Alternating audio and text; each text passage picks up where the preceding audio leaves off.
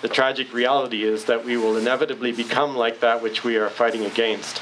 In a long struggle against injustice, racism, and violence, we will become unjust, racist, and violent ourselves. If you look at injustice long enough, it goes through your eyes to the back of your head, and you begin to replicate the patterns of thought that you have become all too familiar with.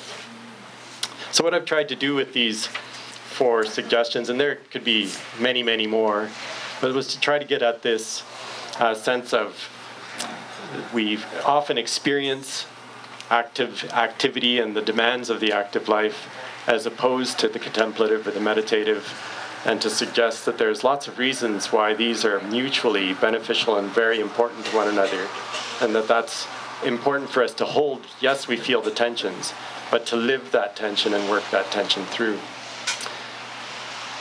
So those are my opening comments. I hope that they offer some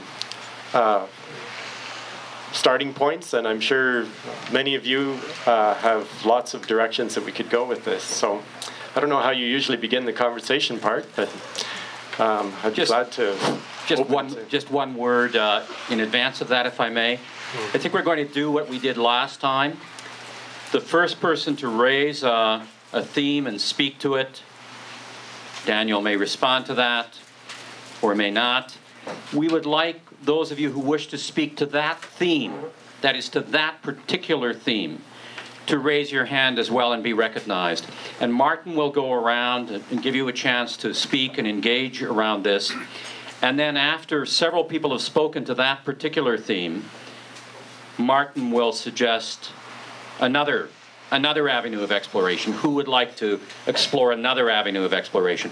Then I would like those of you who want to explore another avenue of exploration to raise your hands, and we'll move to that.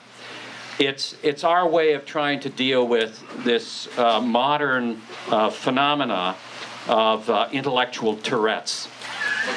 So we'll do our best with it anyways.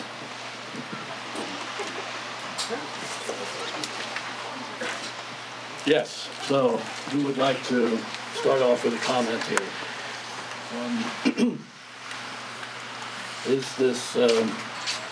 What is this tension between the contemplative and the active, and how is it overcome?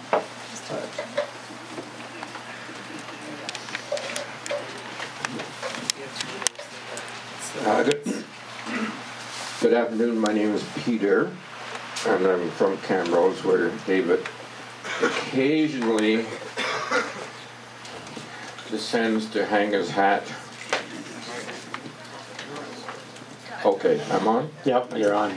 And David would be disappointed if I were not the first person to speak, and also not to speak on this topic.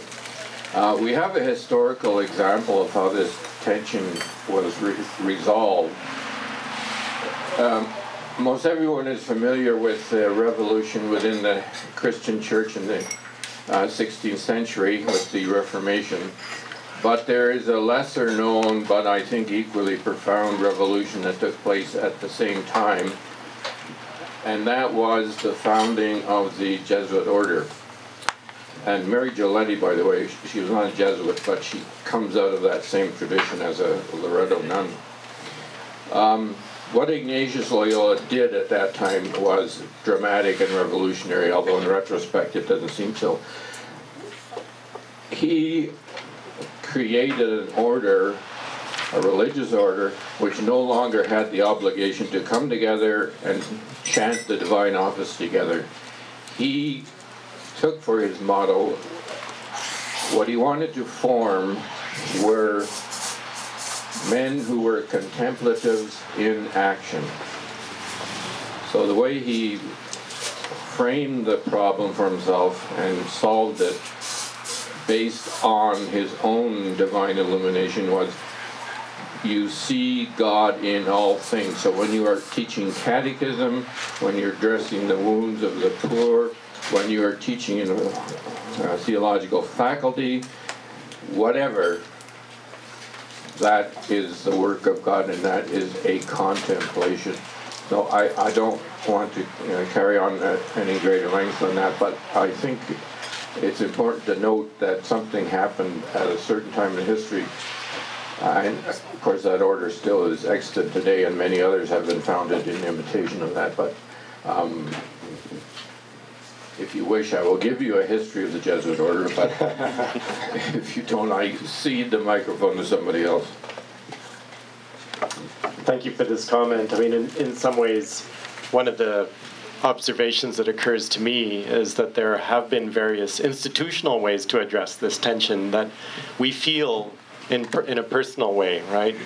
So there's, I was referring to Thich Nhat Hanh. I mean, the whole concept of the Sangha and the community in Buddhist faith, there's many ways that the idea of the contemplative and the active have been addressed in institutional form to give people an official way to engage, permission and encouragement to facilitate that linkage. But I think there's also a way that we live this presently and ongoingly, right? And that we're positioned differently to many institutions and are constantly figuring out how is that tension managed in our own lives. Does anybody else want to address a closely related theme to that? All right. Yes. I just want to ask a question. How does our perceive, I don't know your name, sir. Peter? Peter, how do you perceive the success of the balance between being active and contemplative in the Jesuit order?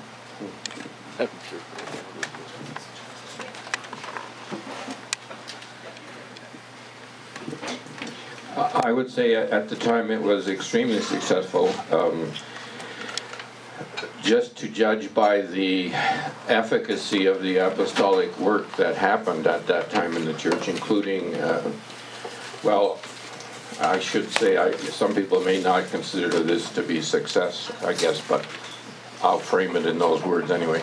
The extent of the missionary work that took place, for example, where individual missionaries were sent off on their own.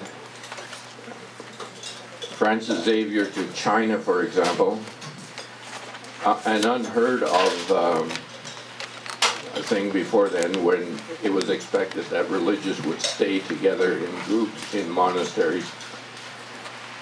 There came, I'll skip over the next 400 years of Jesuit history and say that starting in the mid-1960s, there was a kind of a crisis which occurred because the Jesuits had changed along with the Catholic Church in the intervening years and become much more, I would say, convent-bound, if I could use that word. And suddenly they were being called to, and through liberation theology, for first and foremost, to engage in social justice activity. And that has been their focus now since that time, trying to integrate the contemplative life with social action. And again, although Mary Gillette is a Jesuit, she is a prime example of that kind of thing. I don't know if some of you may remember her from 1984. She was Peter Mansbridge's commentator. They followed him around during the papal visit. That was when she first came to prominence, but she's a much deeper background than that. But that's all I wanted to say, unless there's something more particular you'd like to. I guess the success is in the eye of the beholder, and that's through my eye, the way I see it.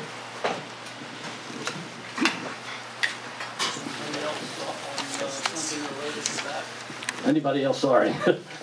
Something related to that theme. Did you want to say anything more, Daniel?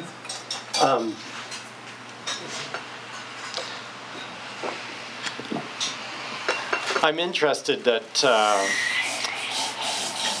I guess my first reflection is, on the one hand, I was went to a Jesuit college in my college years, and have a deep appreciation for the teaching life and the active life that tradition generated. I'm interested that our first comment is about the institutional form that has been given to this tension that we feel by a certain order and so on. It seems to me that that's rich and that there are many institutional forms that have been given to that tension. And there's also, I guess this is my previous comment about living this tension out in our own existence. And those could be trying to figure out, I mean, I teach in the university system. And this is a tension that we live constantly, trying to find out how do you have time to learn your material and be deep in your material and manage all the kind of increasing administrative load of these kinds of things. It comes that these tensions are lived out in many work environments, and trying to keep the sense of one's spiritual groundedness and energy and where that dynamism comes from and can be refreshed from is constantly under pressure.